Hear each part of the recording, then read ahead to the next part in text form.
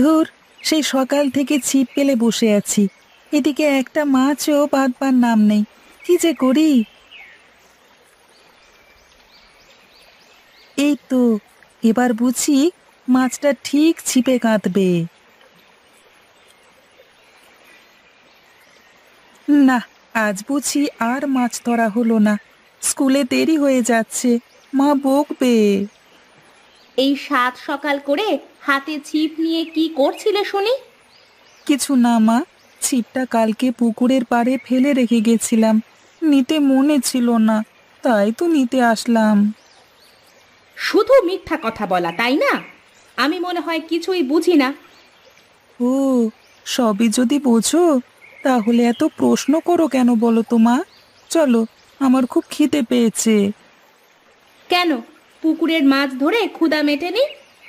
ওহ, তোমাকে নিয়ে না আর পারি না, চলো তো তুমি।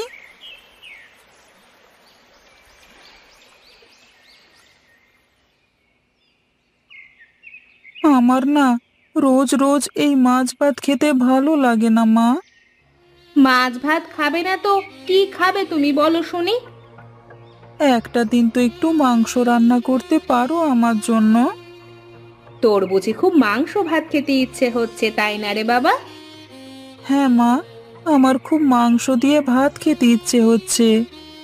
ঠিক আছে বাবা, আমি দেখি তোর জন্য একটু মাংস জোগাড় করতে পারি কিনা। আজ যদি আমার বাবা বেঁচে থাকতো তাহলে ঠিক আমার জন্য মাংস কিনে আনতো। বাবা, আমি তোকে মাংস এনে খাওয়াবো।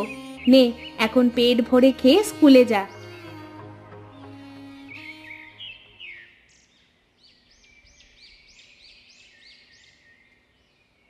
আচ্ছা রূপা, আজ তোমাকে কেউ নিতে আসলো না কেন? রোজই তো কেউ না কেউ তোমাকে নিতে আসে। আমিও তো তাই ভাবছি যে আজকেও নিতে আসলো না কেন। ভালোই হলো, তুমি আর আমি দুজনে মিলে গল্প করতে করতে যেতে পারবো আজ। আচ্ছা, তোমার বাড়িতে কে কে থাকে? আমার বাড়িতে আমি আর আমার মা থাকি। আর তোমরা? আমি, মা, বাবা, কাজের লোক, আরো কত মানুষ। ওরে বাবা, তোমরা তো অনেক বড় লোক তাহলে। হুম, আমাদের অনেক বড় বাড়ি। তুমি যাবে আমার সাথে আমাদের বাড়িতে? না, আজ যাব না, অন্যদিন যাব, দেরি হলে মা বকবে।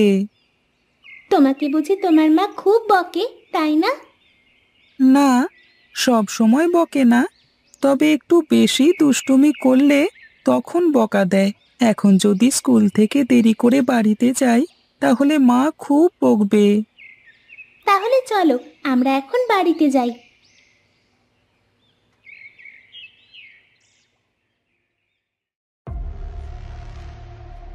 তোমাকে কত করে বলেছি আমার কোনো কাগজপত্রে তুমি হাত দেবে না, তারপরও কেন তুমি হাত দিয়েছো? হ্যাঁ, ওগো, বিশ্বাস করো, আমি তোমার কোনো কাগজে হাত দিইনি। বিশ্বাস করো।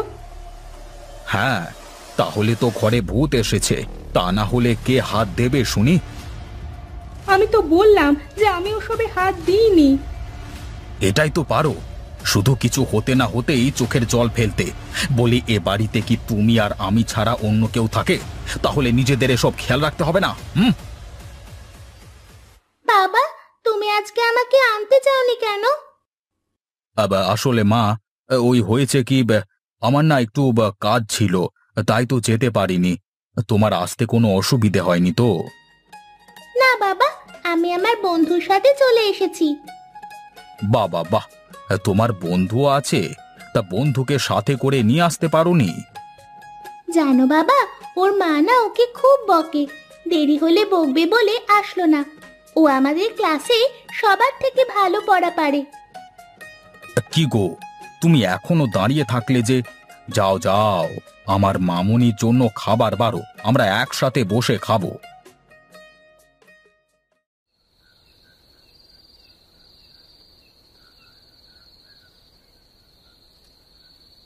আচ্ছা মা, আমরা এত গরিব কেন?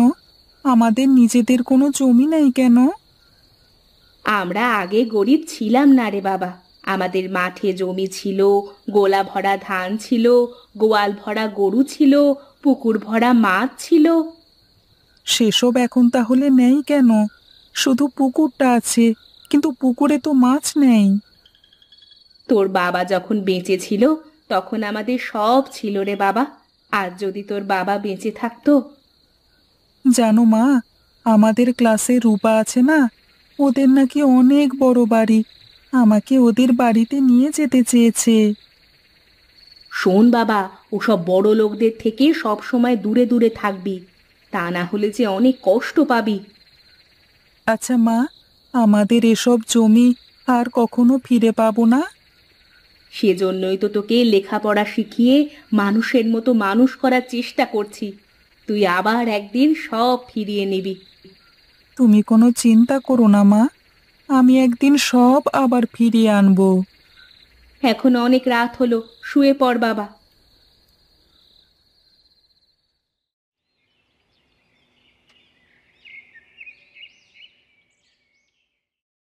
কই গো, ওঠো, বেলা যে অনেক হলো। আহ, এত সকাল সকাল কেন ডেকে ওঠালে বলো তো দেখি? তোমার মেয়ে তার বন্ধুকে নিমন্ত্রণ করেছে বাড়িতে। আমাকে বলে গেছে তোমাকে যেন বলি বাজার থেকে ভালো করে বাজার করে আনতে। এই রে, তাহলে আমাকে এক্ষুনি বাজারে যেতে হয় গিন্নি। মাছ মাংস কত কিছু কিনতে হবে। আমি গেলাম, আমার অনেক কাজ পড়ে আছে। ঠিক আছে ঠিক আছে, তুমি যাও, আমি বাজার থেকে ঘুরিয়ে আসি তাহলে।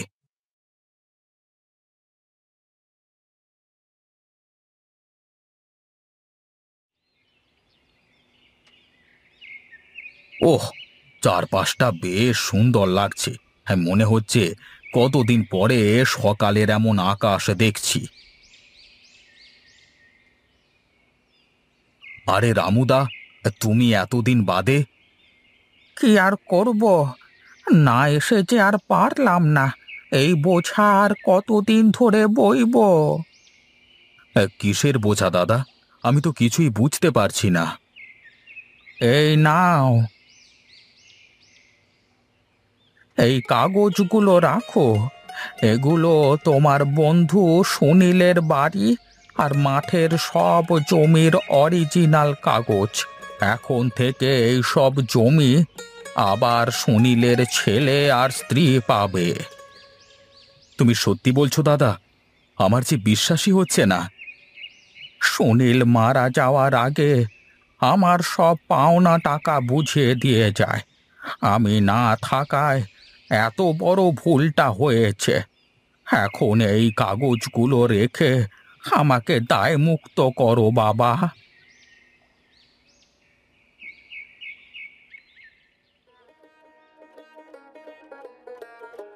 ওরে বাবা রে, এত খাবার! হ্যাঁ, এত খাবার সব তুমি খেয়ে শেষ করবে। না না, আমি এত খাবার খেয়ে শেষ করতে পারবো না। এত খাবার খেলে তো আমার পেট ফুলে যাবে। হ্যাঁ, তুমি যতটুকু পারো ততটুকু খাও বাবা, পেট পুড়ে খাও। আজকে তো তোমাদের বাড়িতে নিমন্ত্রণ খেলাম রূপা, কাল কিন্তু আমাদের বাড়িতেও তোমাকে যেতে হবে। শুধু কি বন্ধু কি দাওয়াত করে খাওয়াবে, নাকি আমরাও যেতে পারবো? হ্যাঁ হ্যাঁ হ্যাঁ আঙ্কেল, আপনারা সবাই কাল আমাদের বাড়িতে যাবেন। কাল তাহলে আমরা সবাই ছোটনদের বাড়িতে নিমন্ত্রণ খেতে যাব। ঠিক আছে ঠিক আছে, এখন তোমরা খাওয়া শেষ করো। খাবার খেতে বসে বেশি কথা বলতে নেই।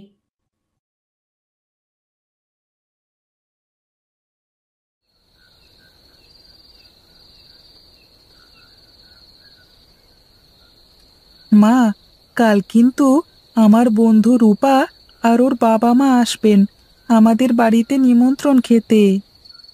আমাকে না বলে তুই নিমন্ত্রণ করলি কেন? এখন যদি ওনারা আসে তাহলে কি খেতে দেব? কেন, তুমি মাংস কিনে আনবে।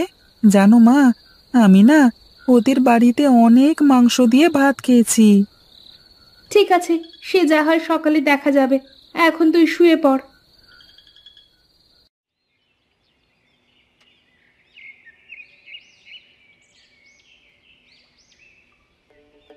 আরে দাদা, আপনি আপনি হঠাৎ আমাদের বাড়িতে? কি আর করব বৌদি, সুনীল মারা যাওয়ার পর আপনার সামনে এসে দাঁড়ানোর মতো মুখ যে আমার ছিল না। আমাদের ক্ষমা করে দেবেন ভাবি। ও সব কথা বলে আমাকে আর কষ্ট দেবেন না। চলেন, আপনারা ভিতরে গিয়ে বসেন। তোমরা কি একজন আরেকজনকে আগে থেকে চেনো মা? হ্যাঁ রে বাবা, আমরা আগে থেকেই সবাই সবাইকে চিনি। আমি হলাম তোমার বাবার একমাত্র কাছের বন্ধু। কিসের কাগজ এগুলো দাদা? এগুলো সুনীলের বাড়ি আর সব জমির কাগজপত্র। রামুদা এসে আমার কাছে সব দিয়ে গেছে। এখন থেকে এই সব জমি আবার আপনাদের। আপনি সত্যি বলছেন দাদা? বিশ্বাস না হলেও এটাই সত্যি বৌদি। এখন থেকে আপনাদের আর কোনো অভাব থাকবে না। সেটা না হয় হলো, কিন্তু আজ কিন্তু আমরা আপনাদের নিমন্ত্রণ করেও খাওয়াতে পারবো না। কেন ভাবি? কারণ আমার ছোটন আপনাদের মাংস ভাতের নিমন্ত্রণ করেছে, তাই আপনাদের মাংস ভাতই খেতে হবে। কাল আপনাদের আমাদের বাড়িতে নিমন্ত্রণ। ঠিক আছে, তাহলে আমরা কালই আসব। এখন তাহলে আমরা যাই। হ্যাঁ, আরে যাই মানে? চলুন বসে কথা বলি, গল্পগুজব করি, কিছু খানা পিনা করে তারপরে না হয় যাবেন।